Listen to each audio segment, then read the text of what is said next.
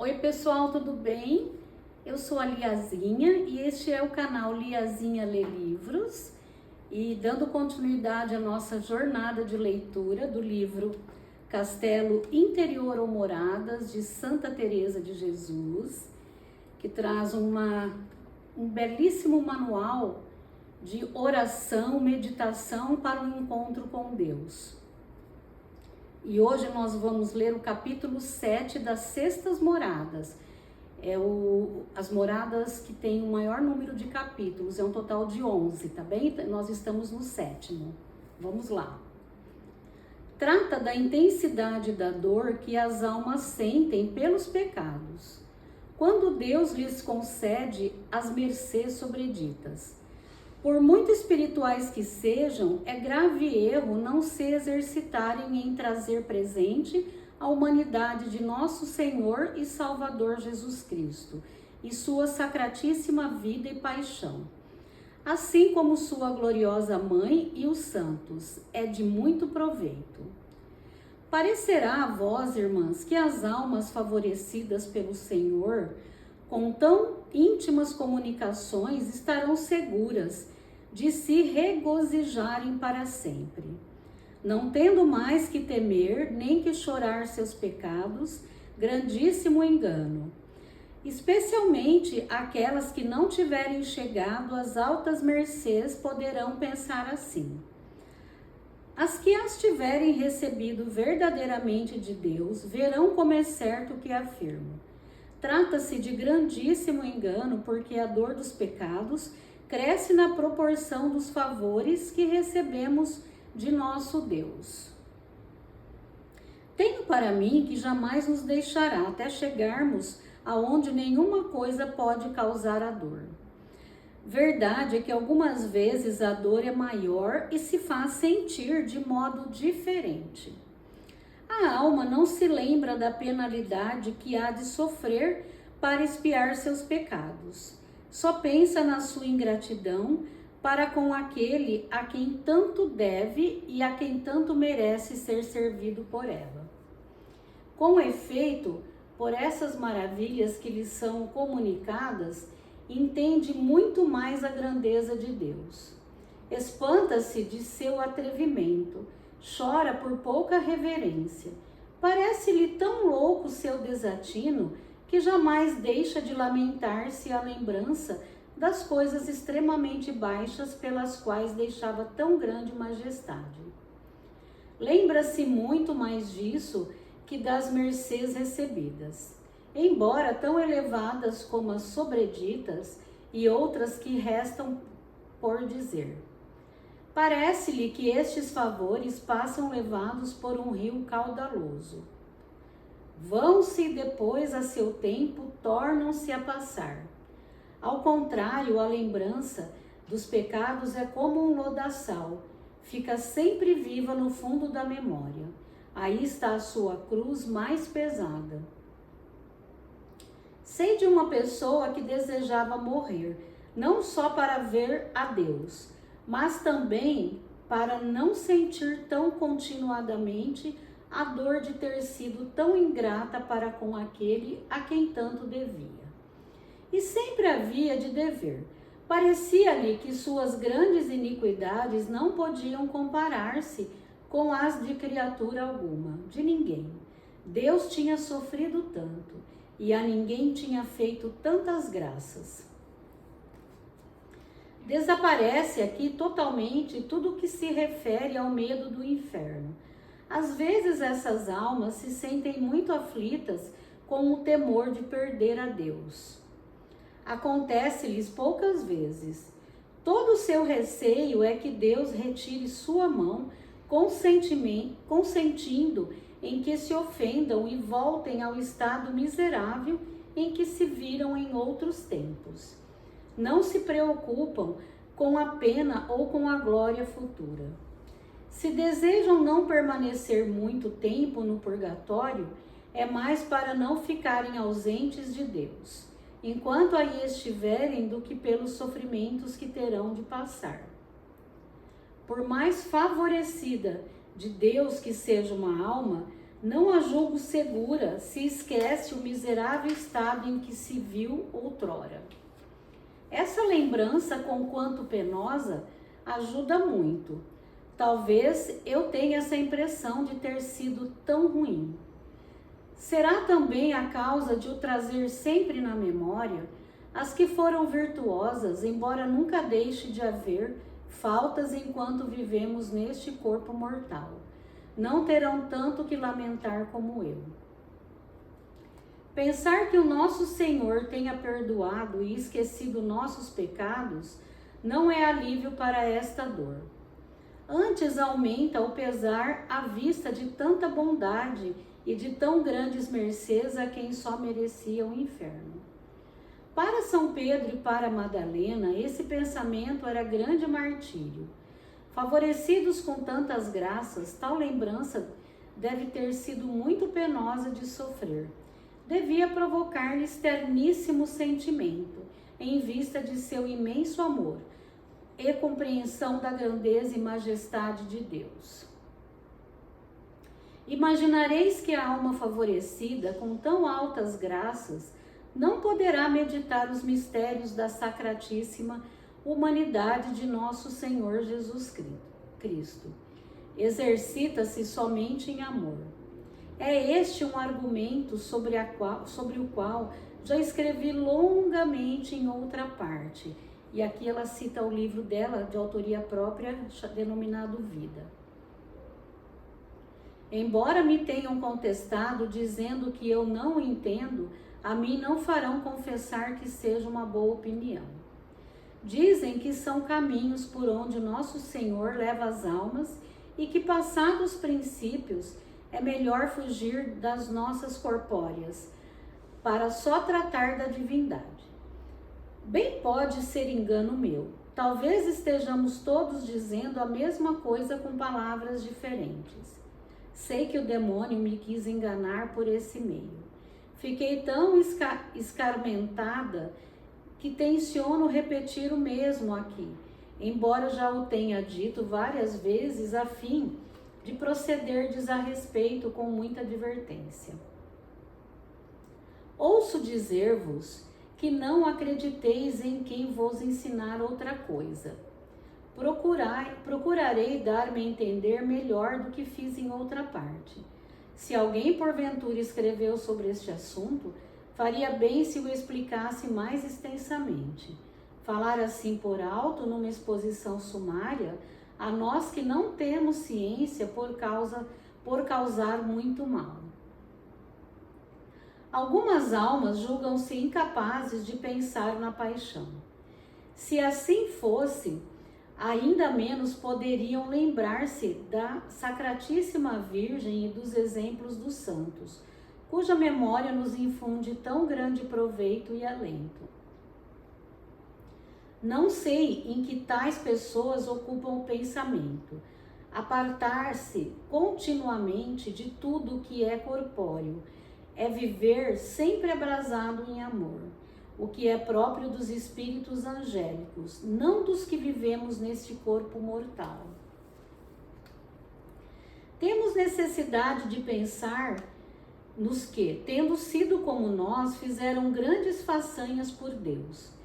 Com eles há de ser o nosso trato e companhia. E que erro seria apartar-se propositadamente do que é todo o nosso bem e remédio. A sacratíssima humanidade de nosso Senhor Jesus Cristo, não posso crer que essas pessoas realmente o façam. Penso que não se entendem a si mesmas. Dessa forma, causam muito mal a si e aos outros.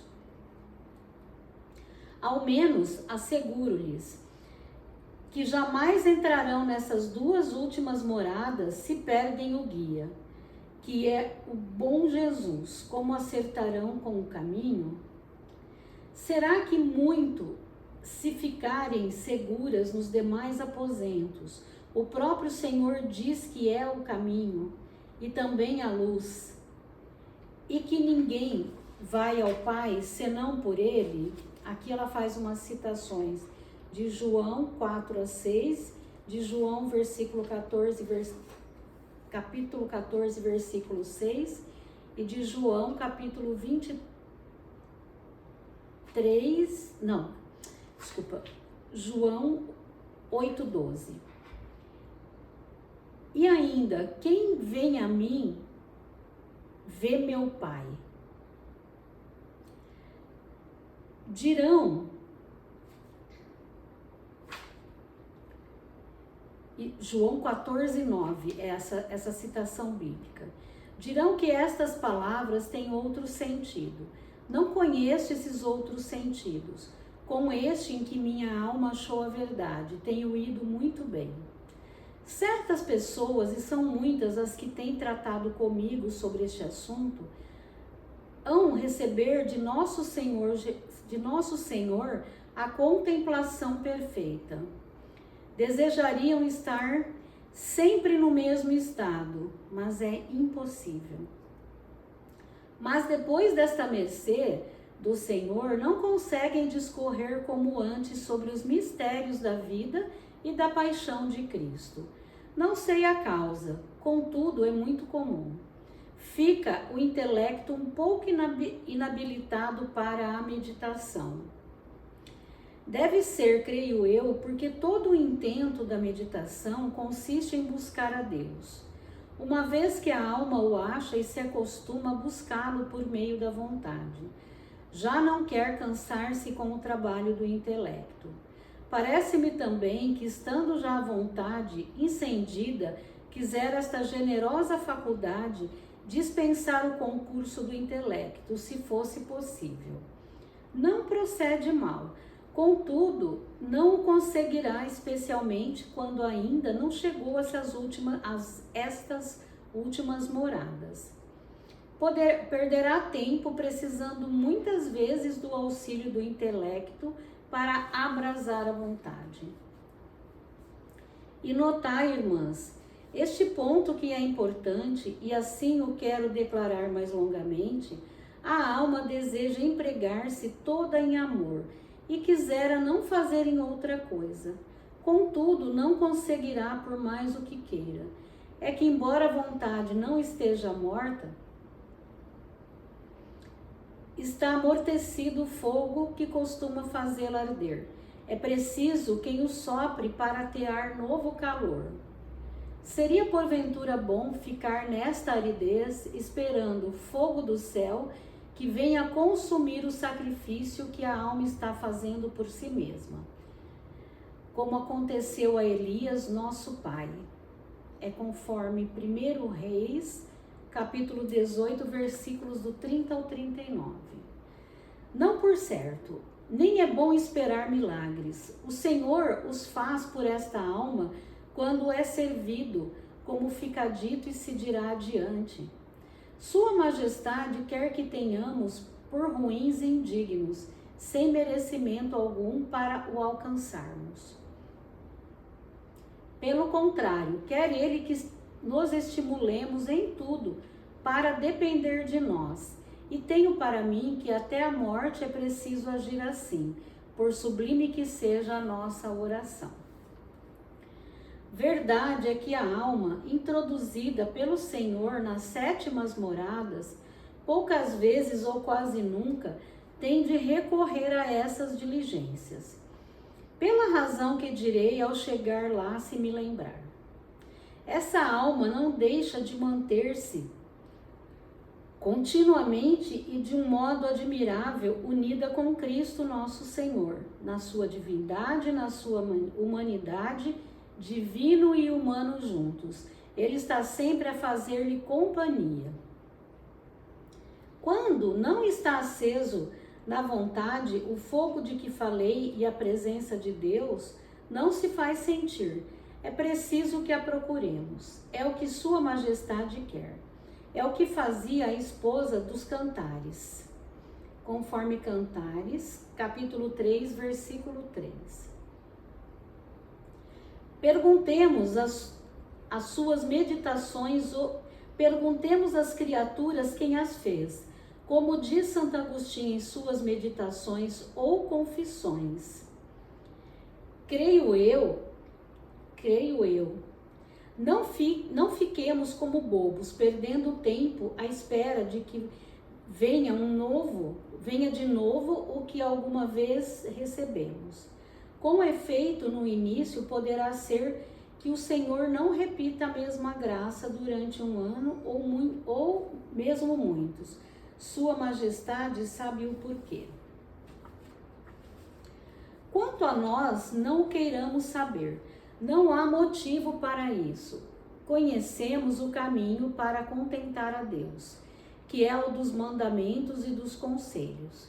Por ele, andemos com suma diligência, pensando na vida e morte de Cristo, e no muito que fez por nós. Tudo mais venha querendo quando o Senhor quiser. Estas pessoas logo responderão que não podem deter-se em tais assuntos. E como ficou dito, talvez de certa forma tenha razão.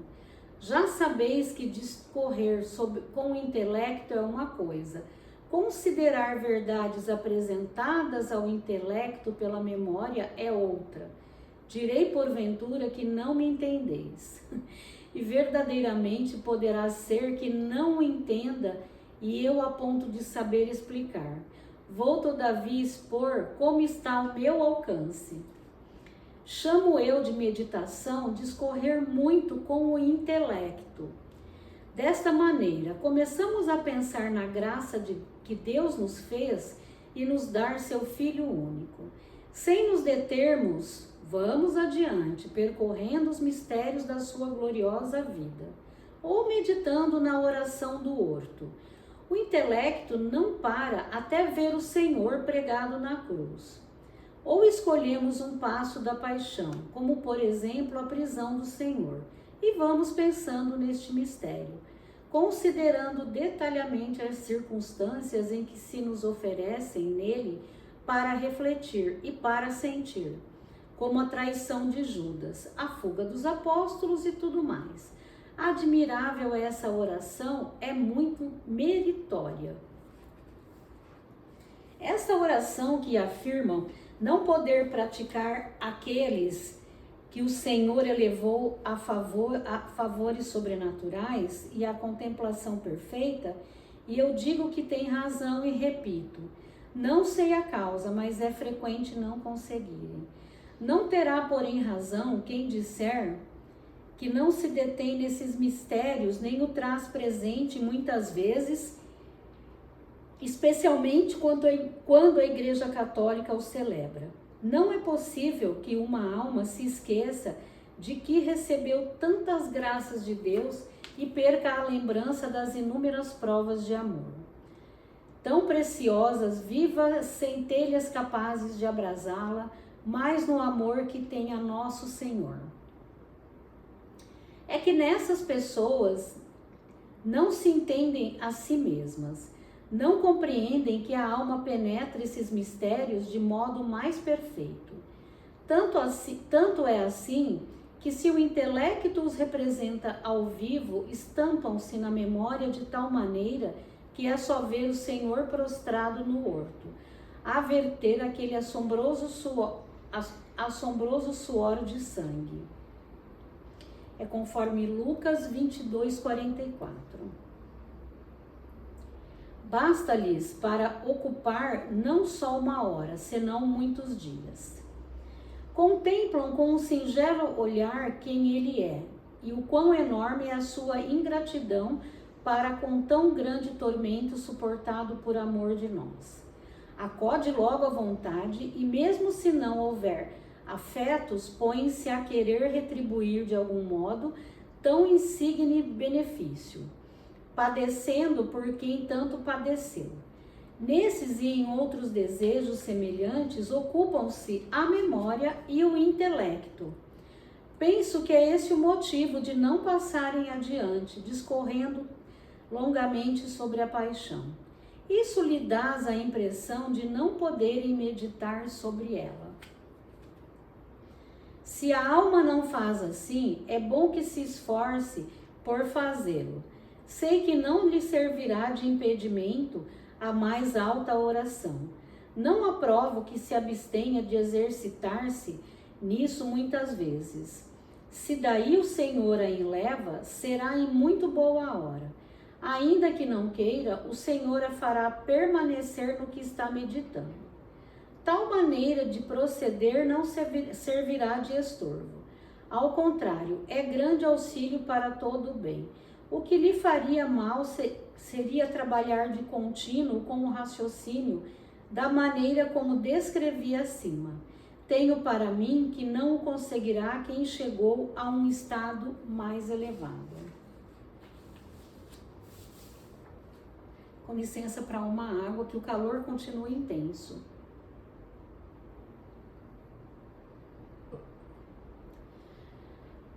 Bem poderá ser que sim, porque o Senhor leva as almas por muitos caminhos. Ninguém condene as que não puderem discorrer com o intelecto. Também não as julgue inabilitadas para regozijarem-se com tão grandes tesouros como os que estão encerrados no mistério de Jesus Cristo, nosso bem. Ninguém me fará crer que seja bom não pensar nele, por mais espiritual que se considere quem o disser. Algumas almas, quando principiam, e mesmo quando se vão adiantando, mal começam a ter oração de quietude e a sentir as felicidades e gostos do Senhor.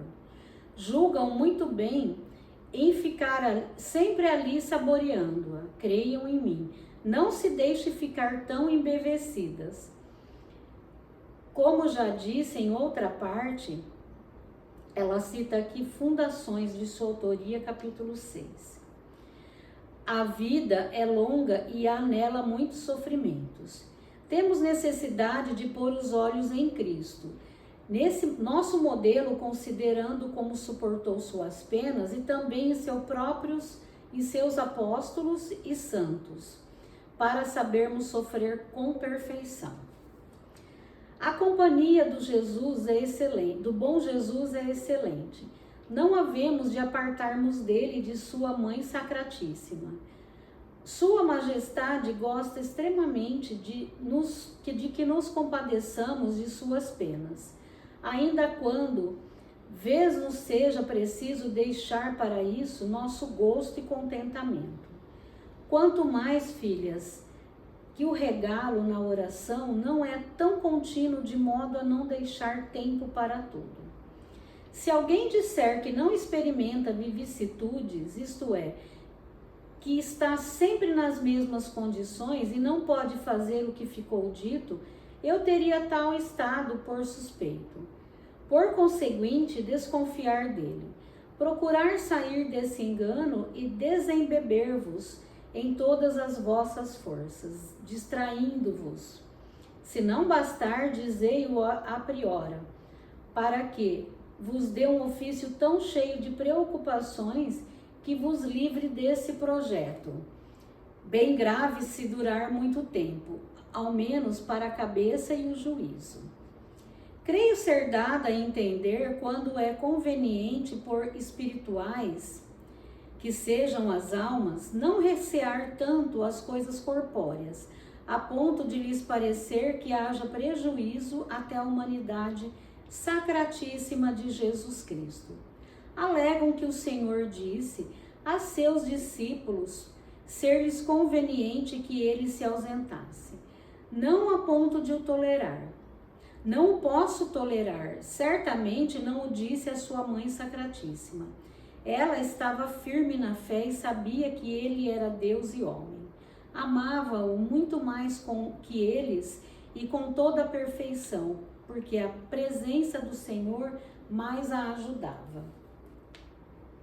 Os apóstolos não estavam então firmes na fé como estiveram depois, e como nós temos razão de se estar agora.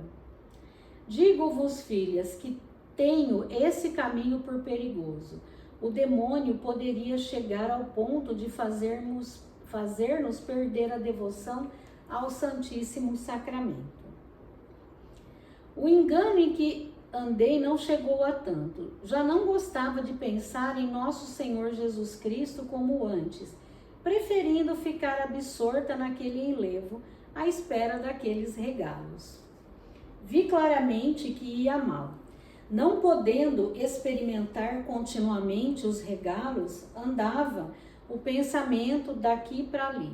A alma parecia um passarinho, esvoaçando sem chegar onde pousar. Com isso, perdi bastante tempo não progredindo nas virtudes nem crescendo na oração. Não entendi a causa, parecia-me seguro aquele modo de proceder, e jamais teria entendido o meu engano. Até que, finalmente, tratando de minha oração com um servo de Deus, esclareceu-me ele sobre a verdade. Depois compreendi claramente como andava errada. Até hoje não cesso de ter pesar por aquele tempo em que julgava enriquecer-me com tão grande perda. Ainda, no caso de ser possível, não quero bem algum que não seja adquirido por meio daquele Senhor de quem nos vieram todos os bens.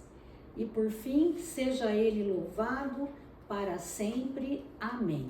E nós encerramos aqui a leitura do capítulo 7 das Sextas Moradas.